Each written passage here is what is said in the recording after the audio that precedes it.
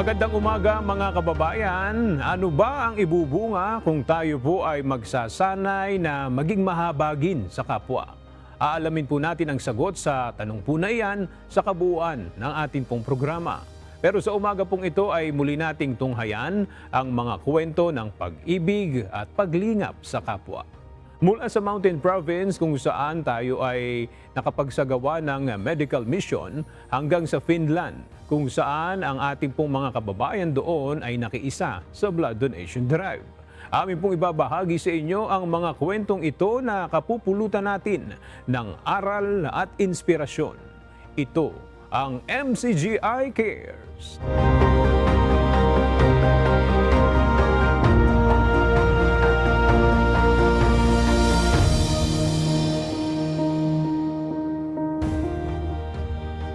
Kamakailan ay tinungo ng MCGI Medical Team ang lalawigan ng Mountain Province upang muling maghatid ng libreng serbisyong medikal sa ating mga kababayan doon. Kahit malayo ang lugar, ay sinikap ng grupo na marating ang dakong ito bilang tugon sa kahilingan na sila ay mapaglingkuran. Sa gitna ng malamig na simoy na kordilera, matatagpuan ang isang tahimik na pamayanan. Ang bayan ng Busao.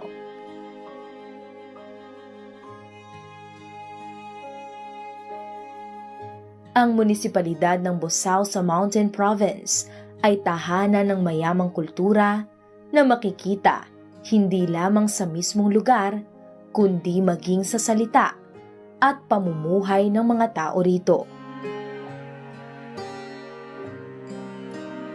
Sa bawat palayan at kabundukan, makikita ang sipag at tiyaga ng mga taong pinahahalagahan ang lupa bilang buhay. At habang pinangangalagaan ang nakaraan, ang Busao ay patuloy na humahakbang sa hinaharap. Ngunit sa kabila ng mayamang kultura at kalikasan, ay may mga hamong hinaharap ang lugar, lalo na pagdating sa pangangalaga ng kalusugan ng mga mamamayan rito. Kaya biyaya nilang itinuturing ang pagdating ng isang medical mission sa kanilang lugar.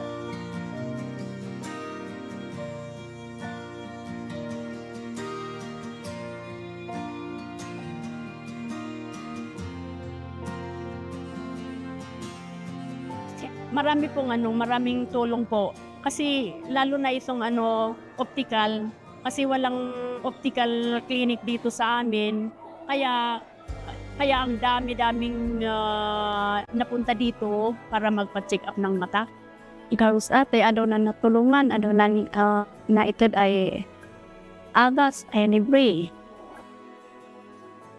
Why siguro, amin dan imanis nakatlarag sa kandang.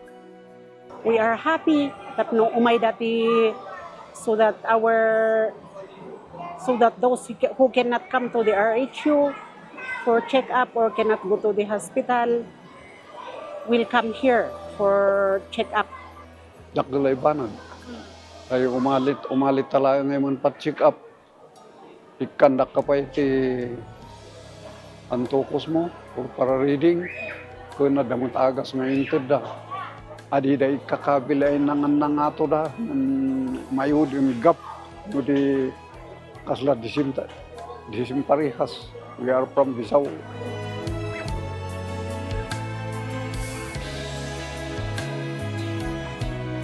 First time, siguro maintindihan niyo kung anong ibig kong sabihin na first time. Kasi naiiba talaga sa ibang medical mission na nangyari. Iba talaga ang mayroong nangyayari na medical missions noon, pero hindi ganitong karami ang mga tao at saka kasi ang ginawa po namin lahat yung mga 14 barangays binigyan namin ng invitation through the barangay officials.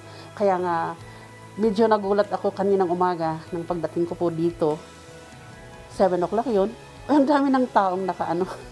I would like to greet the MCGI for their event, and of course When I learned about MCGI, it was very inspiring na napag-google pa ako para tignan kung ano yung mga activities nila. Again, thank you and greetings po from the people of Pusaw. Salamat po sa Diyos. Malayo man ang lugar, nailapit naman sa mga taga-Busaw ang libreng serbisyong pangkalusugan. Sa bawat konsultasyon ay naibibigay ang mahalagang payo para sa maayos na kalusugan. Kaakibat nito ang libreng mga gamot para sa kanilang paggaling. Sana po ito pong ginawa niyo ay maging isang ilaw sa mga taga-Bisaw. Lahat po ng sana magaganap ay dahil sa pag-ibig ng Diyos, dahil sa pag-ibig niyo sa atin. And we also love you. You love us because of God. So, the love of God. So nga way mabaan sin pamati da, nintintinulong da, sin tulong ako Diyos. Wala na narami danda ito na ay nin tulong sinande da ipugaw ay kasapulan. Yun ang isang na-appreciate ko sa inyo kasi nakita ko na ang Diyos talaga ay hindi lang present sa simbahan mo o sa simbahan nila o simbahan ninyo. Pero ngayon na na binabasa ko yung international na tawag doon, ay siguro nga talaga itong simbahan na to. Talagang ginagawa talaga nila yung serbisyo ng Makadiyos.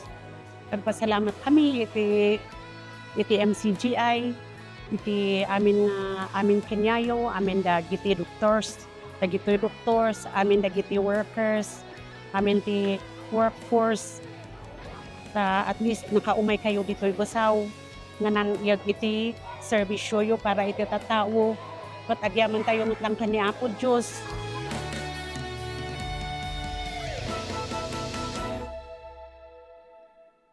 Ang medical mission sa Busaw ay hindi lang naghatid ng tulong medikal, kundi ginhawa at pag-asa.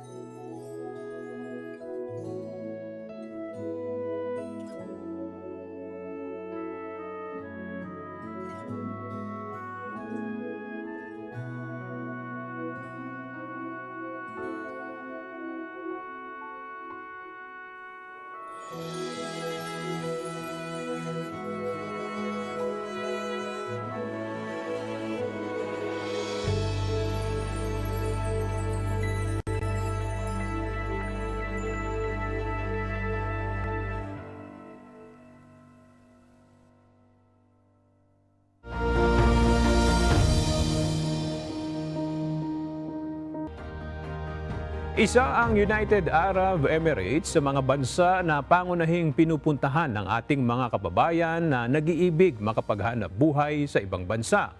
Pero gaya ng karanasan ng ibang mga overseas Filipino worker, hindi madali ang maghanap buhay sa ibayong dagat. Kaya upang makatulong sa ilang mga OFW, sila po ay ating inanyayahan sa binuksang free store sa Abu Dhabi. Paano ba ito nakatulong sa kanila? Panoorin po natin ito.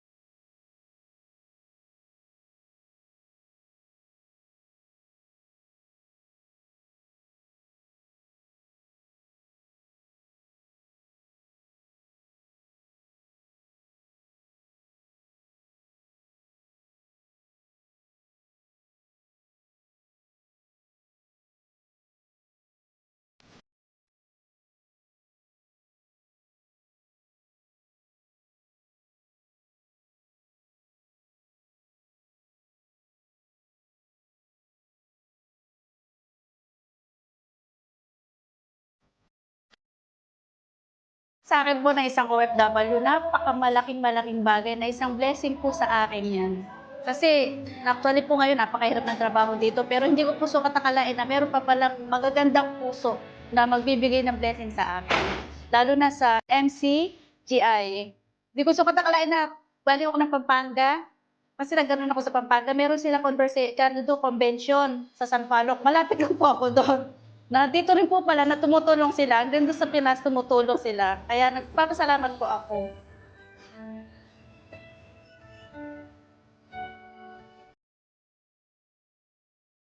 Yun talaga ang kinakahanga ako sa community dito kasi makita mo talaga yung bumibigay, yung isang bunga ng pagmamahal. Kaya nakabayak lang ako kasi siguro ayoko na lang mag-tackle ng anuman. Pero nagpapasalamat talaga ako sa Panginoon kasi nakita mo talaga yung buhay na pagtugon o yung pagsakatuparan ng mga nakapakinig ng salita ng Diyos na yung pagbibigay. Sabi niya, is more blessed to give than to receive.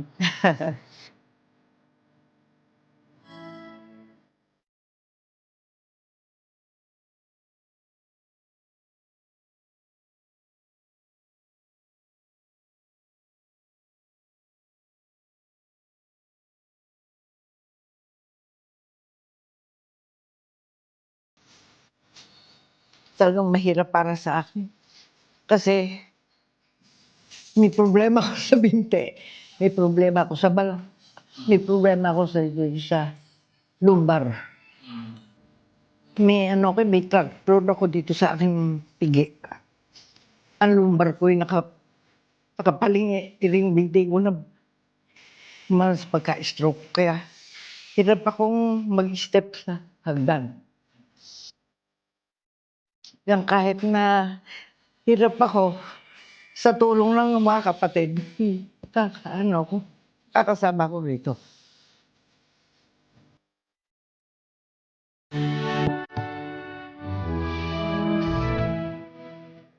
Pag gumawa tayo ng mabuting gawa, nung pagtulong sa kapwa, noong lahat, patid na Rodel, hindi pwedeng absent ang pag-ibig. Opo.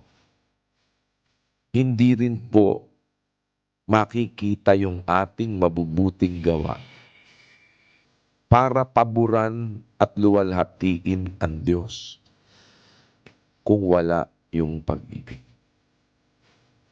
Doon sa mabubuting gawa na nakikita sa ating, yung mabubuting gawa, produkto ng pag-ibig, kapatid na Rodel. Opo, Kuya. Dapat mabubuting gawa na produkto nung pagsunod sa ilaw na si Kristo.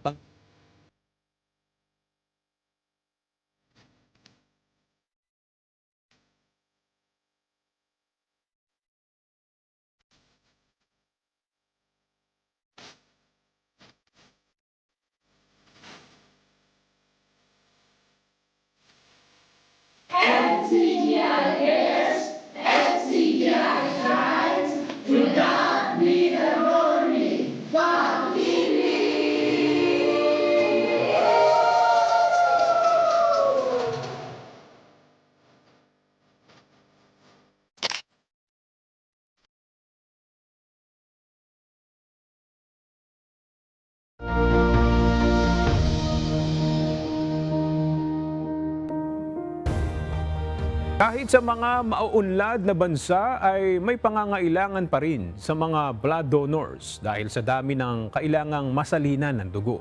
Kaya ilan sa ating mga kababayan na nasa bansang Finland ay nakiisa sa blood donation drive. Ano ba yung umpong nag-udyok sa kanila para ito ay gawin? Panoorin po natin ito. Mahalaga ang dugo dahil ito ay nagbibigay buhay. Kailangan ito ng katawan para gumana ng maayos at napakahalaga rin ito sa pangangalagang medikal.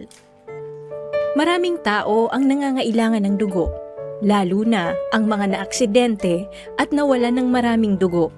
Mga pasyenteng sumasailalim sa operasyon, mga inang nagkakaroon ng komplikasyon sa panganganak, at ang mga may cancer, anemia at iba pang sakit sa dugo.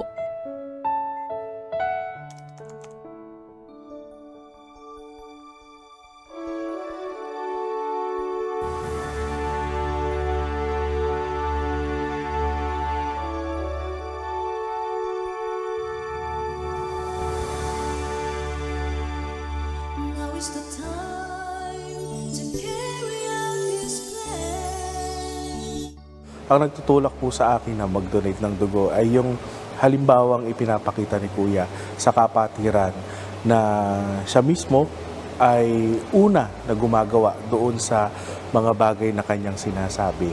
At sabi nga ni Kuya, ang dugo hindi yan mamamanufacture sa laboratorio. Kaya ang pagbibigay ng dugo, which is para sa akin, libre lang naman at makakagawa tayo ng mabuti sa ating kapwa, yung gawang mabuti na yun yung pakiramdam na nagtutulak sa akin kapag bigay o makapag-donate ng dugo. Simula po nung 2007 hanggang ngayon po ay pang-apat pa lang po.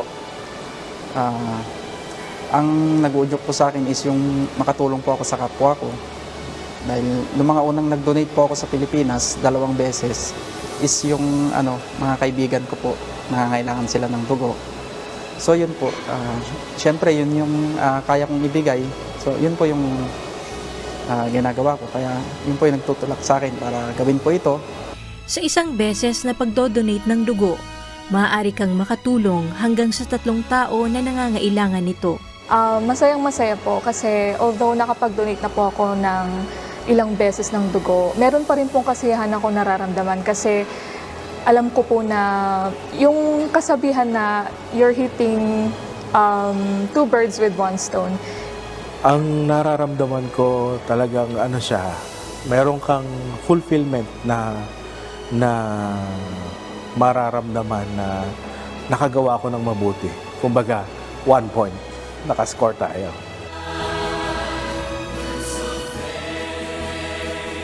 Unang-una po, wag po tayong matatakot dahil utos din po ito ng Diyos. Mensahe ko po sana po mga kapatid at sa ating po mga kapwa-tao or sa ating mga kapatid na donors, wag po tayo magsawa na mag-donate po ng dugo. Kaya sana tayo pong mga kapatid, sa mga kapwa-tao natin nakakapakinig ngayon, ay gawa tayo ng mabuti. At ito kasi, kaloob ng Diyos to ang buhay. At isang paraan ito para maibigay natin yung buhay sa ating mga kapwa-tao, yung mula sa ating sarili, maibigay natin sa ating mga kapwa-tao ay itong pagdodonate ng dugo. Kaya sana, mga kapatid, mga kababayan, tuloy-tuloy lang tayo sa paggawa ng mabuti. Sabi nga ni Kuya, ang paggawa ng mabuti, hindi magbubunga ng masama.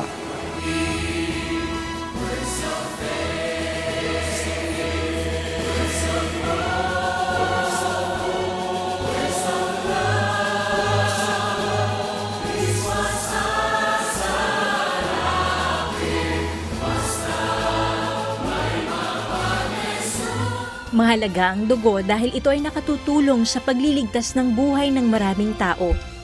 At sa loob ng 1 taon, kinilala ang MCGI Finland at ginawaran ng Platinum Award bilang isa sa pangunahing blood contributors sa bansa. Ngunit higit sa anumang pagkilala, ang mahalaga ay ang buhay na natutulungan at naliligtas at ang paggawa ng mabuti na ito ay iniaalay sa Diyos na siyang pinagmumulan ng buhay at ng lahat ng kabutihan. Ang dugo ay hindi po na-manufacture sa laboratorio. Kaya alam ninyo po, to stay healthy is also one thing na magagawa natin para makakontribute din tayo one way or the other sa ating mga kapwa-tao sa pamamagitan naman po ng ating mga blood donations. MCGI Cares, MCGI Shine, Pag-ibig!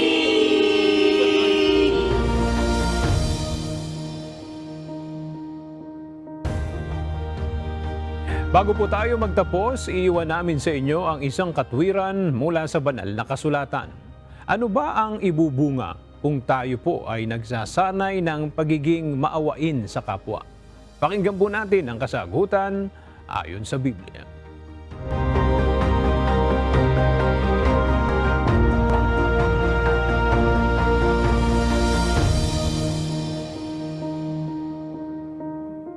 Ang diwang galing sa Diyos, mapapalad ang mga mahabagin, ang maawain. Sila'y kaaawaan o kahahabagan. Nakita nyo mga kapatid, kaya yung to practice mercy sa buhay natin, araw-araw, may nakita kang isang pulubi, gutom, pakanin mo. O meron kang nakitang hubad, bigyan mo ng damit. Sabi kasi ng Panginoong Hesus, mapalad ang mga mahabagin sapagkat sila'y kahahabagan. At yan din ang gusto kong magawa sa iba't ibang panig ng mundo, mga kapatid. Pagpapakita ng awa. Kaya nga tayo nagkaroon ng ampunan ng mga bata, ampunan ng mga bagong panganak. Meron tayo diyang bahay ng matatanda, ng mga babaeng bao, mga byudo, mga byuda, yung mga itinakwil na ng kanilang kamag-anak. Meron tayong feeding program. Ang naiisip ko, kung maawa ako sa mga taong ito, baka pagdating ng paghuhukom, maawa rin sa akin ang Diyos. Kahit awa lang ng Diyos, maging dapat ako sa Kanya. Kasi sabi ng Biblia, mapalad ang mahabagin sapagkat sila'y kahahabagan. Itong aral na ito, itinatawid ko sa inyo. Matuto kayong maawa. Tandaan nyo mga kapatid, pag nangangailangan kayo, makakaasa kayo sa awa ng Diyos. Mapalad ang maawain, sila'y kaaawaan.